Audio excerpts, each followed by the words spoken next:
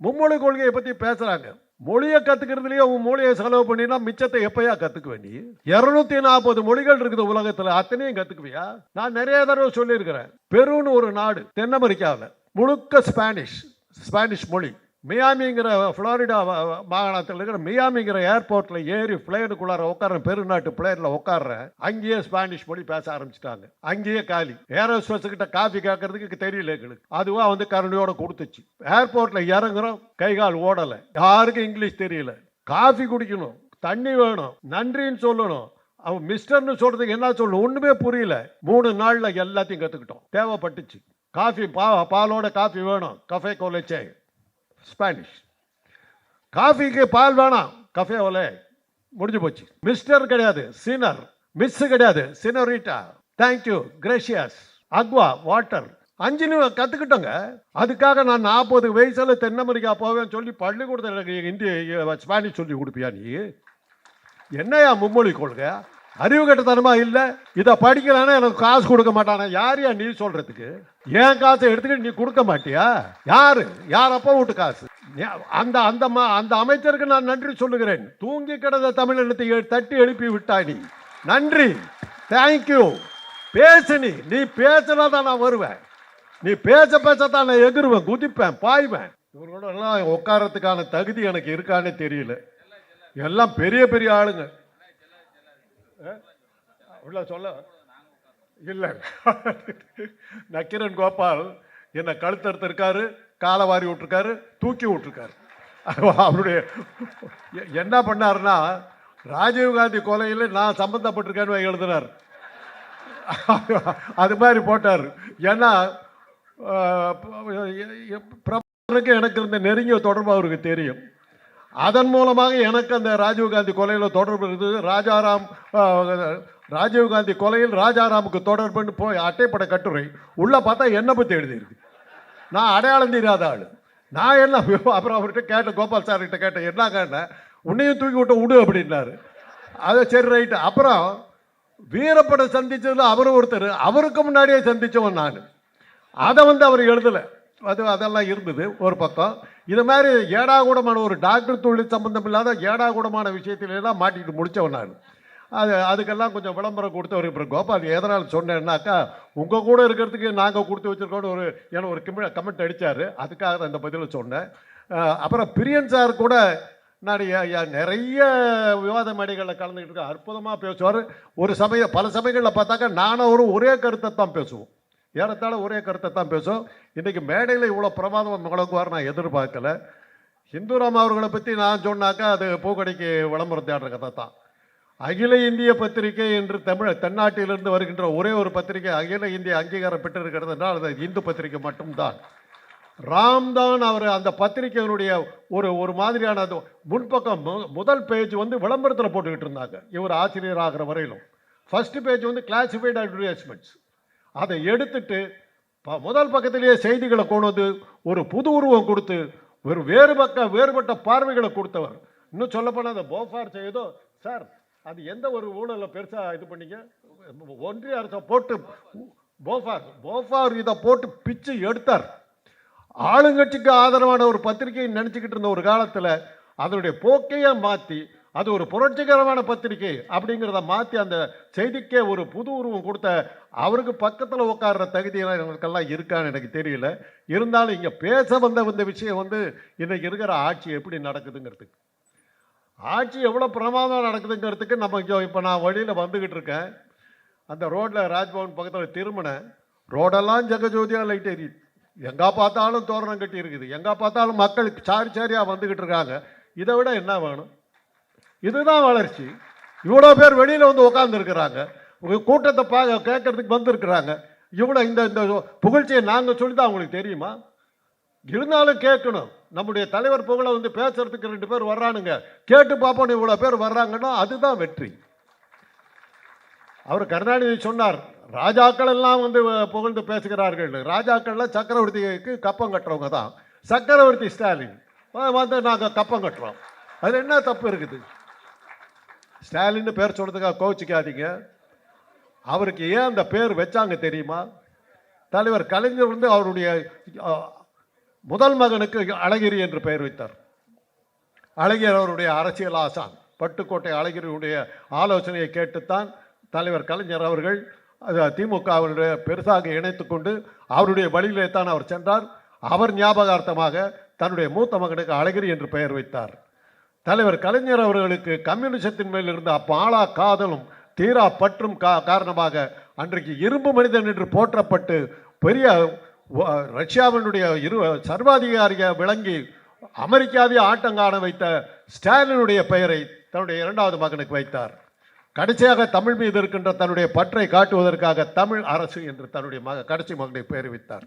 இப்படி அந்த மாதிரி அவருடைய குடும்பத்தில் பெயர்களுக்கு எல்லாமே ஒரு காரணங்கள் இருந்தது.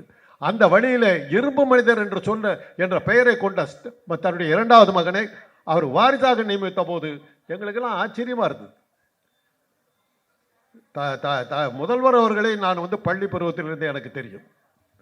அவர் பள்ளிக்கூடத்தில் படிக்கும் போது கோபாலபுரத்து இளைஞர்கள்லாம் சேர்த்து கொண்டு அந்த கோபாலபுரத்தில் சின்ன சின்ன தொண்டுகளை எல்லாம் செய்து கொண்டு இருப்பார். அப்புறம் தேர்தல் நாடகம் ஒன்று திண்டுக்கல் தீர்ப்பு என்ற ஒரு நாடகமெல்லாம் போட்டார். அப்புறம் சினிமாவில் நடித்தார். இதெல்லாம் ஒரு பக்கம். தன்னை படிப்படியாக படிப்படியாக படிப்படியாக உயர்த்தி கொண்டு வந்தார். அவர் அரசியலுக்கு வருவதை பல சமயங்களில் தலைவர் அவர்கள் கலைஞர் அவர்கள் அரசியலுக்கு வரணுமாங்கிற ஒரு கேள்வி அவருக்கு இருந்துக்கிட்டே இருந்தது. உங்களுக்கெல்லாம் தெரியாத ஒரு விஷயம் தெரிஞ்சிருந்தாலும் இருக்கலாம். அழகிரி அரசியலுக்கு வரணும்னு நினச்ச போது கலைஞர் அதை பெருசாக ரசிக்கலை. அப்போ என்ன பண்ணாருன்னா, அழகிரி எங்கள் வீட்டுக்கு தான் அனுப்பிச்சார். ராஜாராம் கிட்ட தான் ஆலோசனை கேட்டார். ராஜாராம் எல்லாம் பேசிட்டு சிண்டிகேட் வங்கி ராயப்பேட்டை சிண்டிகேட் வங்கியில் அழகிரியை கேஷியராக பணி நியமனம் செய்வித்து ஒரு வருஷம் ராயப்பேட்டை சிண்டிகேட் வங்கியில் அவருக்கு கேஷியராக பணிபுரிந்தார். அதற்கு பிறகுதான் அதை விட்டு அரசியலுக்கு வந்தார். அதே போல் ஸ்டாலினுக்கு சொன்னபோது அப்போ தான் அந்த பிரான் கல்ச்சர் இறா வளர்ப்பு திட்டமெல்லாம் வந்தபோது அதை ஏன் நீங்கள் செய்யக்கூடாது என்று ஒரு ஐடியா கொடுத்த போது அதை ஸ்டாலின் அவர்கள் எடுத்துக்கொள்ளவில்லை, தமிழரசு எடுத்துக்கொண்டார்கள், அவர் செய்தார்கள். இதெல்லாம் ஒரு பக்கம் இருக்கட்டும். அவருக்கு ஆட்சியினுடைய ஒரு நுணுக்கங்கள்லாம் தெரியணுங்கிறதுக்காக அவர் எம்எல்ஏவாக தேர்ந்தெடுக்கப்பட்ட பிறகு கூட அவரை மாநகராட்சி மேயர் ஆக்கி கொஞ்சம் கொஞ்சமாக பழகி கொள்ளுங்கள். ஆட்சி முறை என்றால் என்ன, அரசியல் என்றால் என்ன, நிர்வாகம் என்றால் என்ன என்பதை தெரிந்து கொள்வதற்கு அவரை மேயராக போட்டு அவரை உட்கார வைத்தார். இன்றைக்கு என்னுடைய அனுபவங்களை சொல்லுகிறேன். என் சொந்த அனுபவம். என்னுடைய கல்லூரியில் நான் ஒரு பல்கலைக்கழகமும் கல்லூரியை சேர்ந்த ஒரு கல்லூரியில் நான் மருத்துவனாக பணியாற்றி கொண்டு இருக்கிறேன். 3 மாணவிகள் வந்தார்கள். அவங்க அண்ணா பல்கலைக்கழகத்தோடு சேர்ந்த எங்களுடைய பொறியியல் கல்லூரியில் மாணவிகள். அவங்க கேட்டுக்கிட்டு இருந்தபோது கேட்டேன், எப்படி கல்லூரி ஃபீஸ் எல்லாம் இப்போ ரொம்ப அதிகமாக இருக்குது, எப்படி சமாளிக்கிறீங்கன்னு. சார், நாங்கள்லாம் அரசு பள்ளியில் படித்தவங்க. 6ஆம் வகுப்பிலிருந்து 12ஆம் வகுப்பு வரையில் படிக்கிற மாணவர்களுக்கு தொழிற்கல்வி கற்க போனால் கல்லூரி கட்டடத்தை அரசாங்கமே கட்டி கொடுக்கிறது என்ற திட்டத்தின் கீழ் நாங்கள் படிக்க வந்திருக்கிறோம் என்று சொன்ன போது ஆடி போயிட்டோம். பெண் கல்வி மலைவாழை அல்லவோ கல்வி, அதை வாயார உண்ணுவாய் போ என் புதல்வியின் பாரதிதாசன் போடலாம். அந்த பழத்தை உரிச்சு கொடுத்தாரு. அதுக்கு அடுத்த அப்படி என்னோட பணியாற்றி கொண்டிருந்த 2 மாணவிகள் அவர்களே உருவாக்கிய ஒரு கருவி, இரத்த பரிசோதனை கருவி. இரத்தத்தை எடுக்க வேண்டியதில்லை, விரலை அப்படியே அந்த எந்திரத்தில் கையை விட்டால் ஹீமோகுளோபின், இரத்த வெள்ளணுக்கள், இரத்த சிவப்பணுக்கள், பிளேட்லெட்ஸ், இது 4ஐயும் 2 நிமிஷத்தில் காட்டிவிடும். ரத்தம் எடுக்க வேண்டிய அவசியம் இல்லை. அந்த கருவியை அந்த பெண்கள் செய்தார்கள். அதற்கு நிதி உதவி கிடைக்கும் என்று சொன்னபோது இங்கே இருக்கிற ஈக்காடு தங்கலில் இருக்க அந்த அலுவலகத்துக்கு சென்றோம். அங்கே 30 பேர் இது போல் ஆண்டர்பிரினர்ஸ் உட்கார்ந்துருந்தார்கள். அவங்கெல்லாம் இவ்வளவு பேருக்கு மத்தியில் நமக்கு என்னத்தை கிடைக்கும் போது என்னத்தை கேட்க போகிறாங்கன்னு நினச்சிக்கிட்டு இருக்கும்போது போய் உட்காந்துருந்தோம். நான் போய் உள்ள எங்களை அழைச்சவர் வீட்டுக்கு போய் அந்த ஒரு பெண், காயத்ரிங்கிற பெண், அவங்கக்கிட்ட போய் கேன்டீன் எங்கம்மா இருக்குதுன்னு கேட்டேன். எதுக்கு சார்? நாங்கள் காஃபி குடிக்கலான்னு நினைக்கிறேன், நீங்கள் கூப்பிட்றதுக்குள்ளாரு. நாங்களே காஃபி கொடுப்போம் சார், உட்காருங்க. நாங்கள் அரசாங்க அலுவலகம், நாங்களே காஃபி கொடுப்போம். இப்படியே கூடவா? ஒரு காலத்தில் எப்படி இருக்குன்னு தெரியுங்களா? நீங்களாம் கோட்டைக்கு போயிருந்தீங்களோ இல்லையான்னு தெரியாது. அந்த காருக்கு உட்காந்துருப்பார். நம்ம ஃபைல் ஒரு டேபிளில் மேலேயே இருக்கும். சார் இந்த ஃபைல் தான் சார், எல்லாம் தெரியும், இருங்க. அப்படியே நின்றுக்கிட்டே இருக்கணும், உட்காருன்னு சொல்ல மாட்டாங்க. இன்றைக்கி போகிறேன், காஃபி நாங்கள் கொடுக்குறோம் சார், கொஞ்ச நேரம் கழித்து, அம்மா பசிக்குது சாப்பிட்லான்னு பார்க்குறோம், கேன்டீன் இப்போது எங்கே இருக்குது? சாப்பாடு நாங்கள் கொடுக்குறோம் சார். உணவும் போட்டாங்க. உணவும் போட்டு என்னுடைய மாணவிகளாக இருந்து இப்போ என்னுடைய உதவி பேராசிரியர்களாக பணிபுரிகிற அந்த 2 பேர் ப்ரெசன்டேஷன் பண்ணுறோம், நான் கூட உட்காந்துருக்கிறேன். முடித்த உடனே 5 லட்சம் ரூபாய் உங்களுக்கு வழங்கப்படுகிறது. இம்மீடியட். இதுதாங்க சாதனை. எங்கேயும் தேடி போகல, யாரையும் பிடிக்கல, ஒரு அரசியல்வாதியை பிடிக்கல, ஒரு அதிகாரியை பிடிக்கல, யாரையும் பார்க்கல, நேராக போன யாருன்னு தெரியாது கொடுத்தாங்க. இதுதான் சாதனை. ரங்கராஜ் பாண்டே சார் உட்காந்துருக்காரு, எனக்கு அவருக்கு ஆயிரக்கணக்கான சண்டை நடந்திருக்கு. அவர் நேர் எதிர்முகாமை சேர்ந்தவர், அவர் வந்து உட்காந்துருக்காரு. ஆச்சரியமாக இருக்குது. இன்றைக்கி அவர் செய்கிற சேவைக்கு அவர் கைகூப்பி வழங்கணும். அந்த அளவுக்கு பல அடித்தட்டு மக்களை எல்லாம் மேம்படுத்துகிற இதை செய்கிறார். சாணக்கியா என்ற ஒரு அமைப்பை வைத்துக்கொண்டு அவர் அதுக்கான பாராட்டுகள். எனக்கெல்லாம் என்னோடு இருந்து பணியாற்றி கொண்டிருந்த காயத்ரி என்பவர் தான் அவரோட உதவியாக இருக்கிறாரு. அவங்க நானும் பேசிக்கிட்டு இருப்போம், அடிக்கடி என்னை கேட்பாங்க. அப்படிப்பட்ட அவங்கெல்லாம் அவர் வந்து இன்றைக்கி வந்து பேச வந்திருக்கிறார். என்ன பேச போகிறான்னு தெரியல, என்ன காலவார போகிறாரோ, நல்லபடியாக பேச போகிறாரோ தெரியல. அவர் வந்து உட்காந்துருக்கிறார். அவர் ஆக இதில் கொடுத்திருந்தது எதிர்முகாமில் இருப்பவர் கூட பாராட்டுகின்ற இதுன்னு போது ரங்கராஜ் பாண்டே வந்தது அப்படி தான் நான் பார்க்குறேன். கரெக்டாக இல்லை, நீங்கள் பேசும்போது சொல்லிடுங்க. ஏன்னா இதுக்கு முன்னாடி அவர் துணை மேயர் அவர்கள் சொன்னார்கள், மற்றவர்கள்லாம் மேடையில் இருந்தபோது பேசியிருக்கிறத நாங்கள் கேட்டிருக்கிறோம். இவங்க 2 பேரும் புதுசுன்னு என்னையும் பிரியன் அவர்களையும் சொன்னார். நாங்கள் அரசியல் மேடைக்கு வந்ததில்லை, ஆனால் அரசியலில் வேட்டையாடப்பட்டிருக்கிறேன். மும்மொழி கொள்கையை பற்றி பேசுகிறாங்க. மொழியை கற்றுக்கிறதுலேயே உன் மொழியை செலவு பண்ணினா மிச்சத்தை எப்போயா கற்றுக்க வேண்டி? 240 மொழிகள் இருக்குது உலகத்தில், அத்தனையும் கற்றுக்குவியா? நான் நிறைய தடவை சொல்லியிருக்கிறேன். பெருன்னு ஒரு நாடு தென் அமெரிக்காவில், முழுக்க ஸ்பானிஷ் மொழி.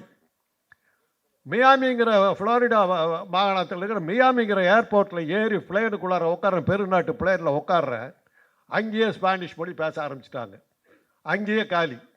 ஏரோஸ்பேஸுக்கிட்ட காஃபி கேட்கறதுக்கு தெரியல எங்களுக்கு. அதுவாக வந்து கரண்டியோடு கொடுத்துச்சு. ஏர்போர்ட்டில் இறங்குறோம், கை கால் ஓடலை, யாருக்கும் இங்கிலீஷ் தெரியல. காஃபி குடிக்கணும், தண்ணி வேணும், நன்றின்னு சொல்லணும், அவன் மிஸ்டர்னு சொல்கிறதுக்கு என்ன சொல்லணும் ஒன்றுமே புரியல. 3 நாளில் எல்லாத்தையும் கற்றுக்கிட்டோம்.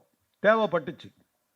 காஃபி பாலோட காஃபி வேணும், கஃபே கோலேச்சே ஸ்பானிஷ். காஃபிக்கு பால் வேணாம், கஃபே ஓலே, முடிஞ்சு போச்சு. மிஸ்டர் கிடையாது, சீனர். மிஸ்ஸு கிடையாது, சினோரிட்டா. Thank you, gracious, Aqua, water. 5 கற்றுக்கிட்டோங்க. அதுக்காக நான் 40 வயசில் தென் அமெரிக்கா போவேன்னு சொல்லி பள்ளிக்கூடத்தில் எனக்கு ஸ்பானிஷ் சொல்லி கொடுப்பியா நீ? என்னையா மும்மொழி கொள்கை?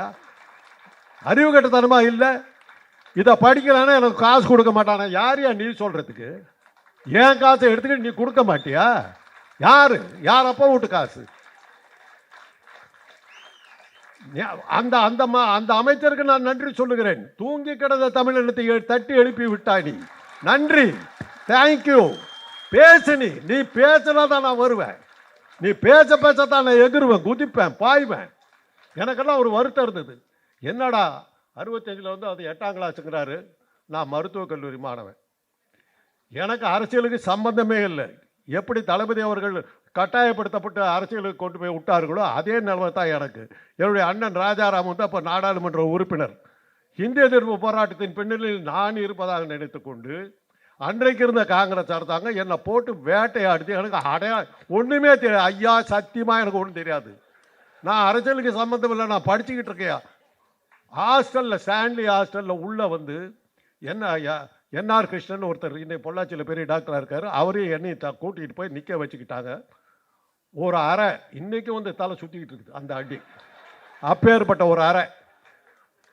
திமுகவுடைய மாணவர் அணி தலைவர் யாருங்கிறாரு? சத்தியமாக தெரியாது. திமுகவில் மாணவர் அணின்னு ஒன்று இருக்கிறதே தெரியாது எனக்கு. ஏன் என்னை போட்டு உயிர் எடுக்கிற? இவர் அரைஞ்ச அறையில் என்னுடைய வார்டன் வீட்டில் இருந்து அவர் மேலே இருந்து பார்த்துட்டார், அமானுல்லா பேகின்.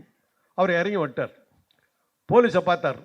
யாருடைய அனுமதியோடு நீங்கள் உள்ளே வந்தீங்க ஹாஸ்டலுக்குள்ள? With whose permission you entered into my campus? Did you seek the permission from the dean? Did you ask me? How dare you come and hit my student. அவ்வளோதான். அடுத்த அப்படி சொல்லிட்டாரு. ஸ்டூடெண்ட்ஸ் எல்லாம் ஓடியான்ட்டாங்க. எங்கள் ஸ்டான்லி ஹாஸ்டல் வந்து கோட்டை மாதிரி இருக்கும், 20 அடி உயர செவுரு. ஒரு கதவை சாத்திட்டாங்க, வெளியே போக முடியாது. சொல்லிட்டார், உயிரோட போகணுன்னா இப்படியே போயிடு, இல்லாட்டி கதவை சாத்திடுவோம், பசங்க உள்ள தீர்த்துருவாங்கன்னார். அன்னைக்கு காங்கிரஸ் கவர்மெண்ட் அந்த போலீஸை எதிர்த்து நின்னார் எங்கள் வார்டன்.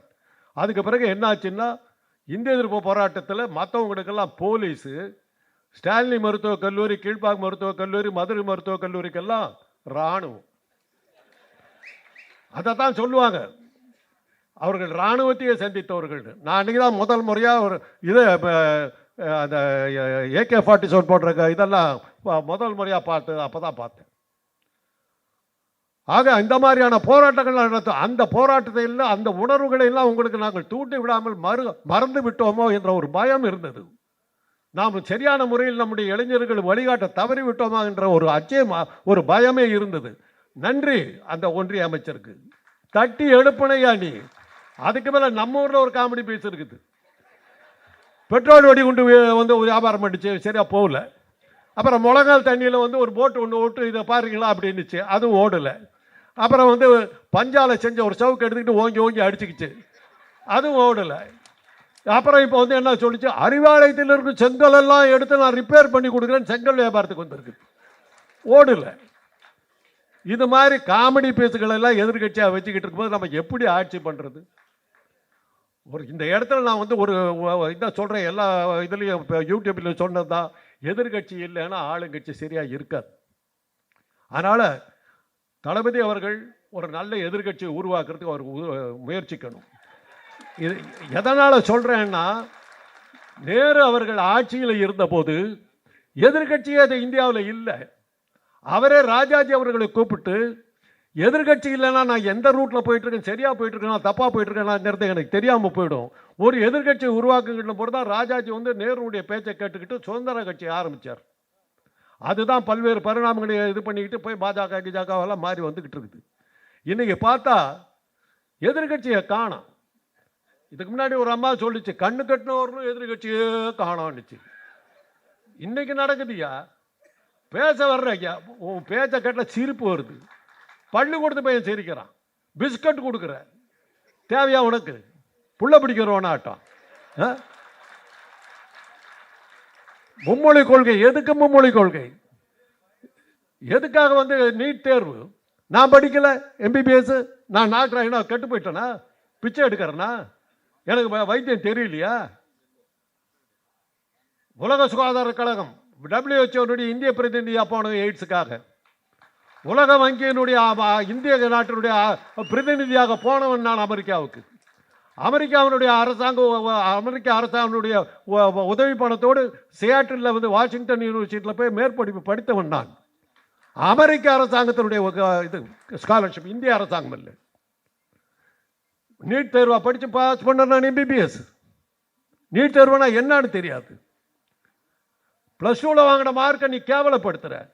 நீட் தேர்வில் ஒரு வேடிக்கை என்ன தெரியுங்களா? உங்களுக்கு எவ்வளோ தெரியும் தெரியாது. உத்தரப்பிரதேசத்தில் ஒரு தேர்வு நடக்குது, ஹிந்தி படிப்பை பற்றி ஒரு தேர்வு நடக்குது. 90% மாணவர்கள் தோல்வி. அந்த 90 தோல்வி அடைந்த அந்த 90% மாணவர்களும் நீட் தேர்வில் வெற்றி. எங்கே சார்றான் தெரியுமா? மெடிக்கல் காலேஜில். சென்னையில் இருக்கிற நல்ல உயர்ந்த நிலையில் இருக்கிற சென்னை மருத்துவக் கல்லூரி, ஸ்டான்லி மருத்துவக் கல்லூரியில் அவங்களுக்கு சீட்டு கிடைக்குது. நம்ம பசங்களுக்கு எங்கே கிடைக்கிறது? சத்தீஸ்கர்லேயும் உத்தராகண்ட்லேயும் இருக்கிற குடிசையில் நடந்துக்கிட்டு இருக்கிற மருத்துவக் கல்லூரியில் நம்ம பசங்களுக்கு இடம் கிடைக்குது. இந்த அநியாயத்தை யார் தட்டி கேட்கறது? அதனால தான் தீர்மானம் போட்டார். அன்னைக்கு இந்த நேரத்தில் மதிவதனிங்கிற இந்த திராவிட கழக பெண்ணை நான் மிகவும் மகிழ்ந்து பாராட்டுகிறேன். அந்த பெண்ணுக்கிட்ட இன்னொரு பெண்ணு கேட்குறாங்க, எங்களுடைய இனத்தையே நீங்கள் அமைக்க வைத்து விட்டீர்கள், எங்கள் இனத்துக்கு சட்டமன்றத்தில் இடமில்லை, அமைச்சரவையில் இடமில்லை, ஏன்னா எங்கள் ஒதுக்கப்படுகிறோம், புறக்கணிக்கப்படுகிறோம். இது நியாயமான ஒரு கேள்வி கேட்டு அந்த பொண்ணு சொல்லிச்சு, நீ சட்டமன்றத்தில் இல்லை, சட்டமன்றத்தில் தீர்மானம் போடுறோம், அந்த தீர்மானத்தை நிறைவேற்றிக்கிட்டு போனாக்கா கவர்னர் ஒரு ஆள் உட்காந்துருக்கார், போட மாட்டேங்கிற. சரி, அதை எதிர்த்து நீதிமன்றத்துக்கு போனால் அங்கே யார் ஜட்ஜ் உட்காந்துருக்கா? ஆள் உட்காந்துருக்கார். அப்புறம் 234 பேர் மக்களால் தேர்ந்தெடுக்கப்பட்ட அத்தனை பேர் காலியாகி உன்னுடைய ஆக்கிரமிப்பில் தான் நாங்கள் இருக்கிறோம்னு சொல்லிச்சு அந்த பொண்ணு. இன்னைக்கு அதை எதிர்த்து நிற்கிறார். டெலிமிட்டேஷன் கமிட்டி, தொகுதி வரையறை, அதில் என்ன சாமர்த்தியம் பாருங்க. ஹிந்தி பேசுகிற இடத்துக்கு 400 சீட்டாக ஏற்றி அதை வெளியில் சொல்லாமல் நமக்கு 150 இருந்ததை 200 ஆக்கிட்டாங்க. உனக்கு 200 கொடுத்துருக்கம்பா, எதுக்கு 300 இருந்த நீ 400 வர. 400 பேருக்கு இருக்கும்போது இந்த 200 எம்பி போய் என்ன பண்ண முடியும் உங்களால்? என்ன பண்ணாலும் உங்கள் தீர்மானம். டெல்லிக்கு போய் நீங்கள் தாஜ்மஹாலை பார்த்துட்டு, ரெட் ஃபோர்ட்டை பார்த்துட்டு, அங்கே சாந்தினி சவுக்கில் வந்து லஸ்ஸி குடிச்சிட்டு வர்றதை தவிர வேறு என்ன பண்ண முடியும் உங்களால்? 200 எம்பிக்களும் அங்கே போய் பிரயோஜனம் இல்லை. ஏறத்தாழ அவங்க நம்மளை பிரித்து விட்டுட்டாங்கங்கிற மாதிரி கொண்டு போயிடுச்சு. ஹிந்தி கற்றுக்கலான்னா உனக்கு இந்தியாவில் இருக்க இடம் இல்லைன்னு சொன்னார். நன்றி ஐயா, நாங்கள் அந்த காலத்தில் அதை தான் சொன்னோம். நீ தான் வந்து இப்போ பிரிவினை கேட்டாக்கா உள்ள தெளிப்புன்னு சத்தம் போட்டதுனால நாங்கள் பேசாமல் இருந்தோம். அண்ணா அழகாக சொன்னார், பிரிவினைக்கான காரணங்கள் அப்படியே இருக்கின்றன, ஒத்தி வைத்து இருக்கிறோம், கைவிட்ட விடவில்லைன்னார். இன்னைக்கு நீயே வர்ற வேணாங்கிற, விட்டு நான் போகிறேன், ஏன் உயிர் எடுக்கிற? அவ்வளோதான். இன்னைக்கு வந்து சில சமயங்களில் வந்து தலைவர் அவர்களை பார்த்து நான் பேசணும் கூட நினைக்கிறது. ஏன் ஆணா பிறந்தது தப்பா? மேயர்னு கேட்டால் அவங்க வந்து உட்காந்துக்கிறாங்க. சட்டமன்றத்தில் இவ்வளோ இடம்னு விடுறேன்.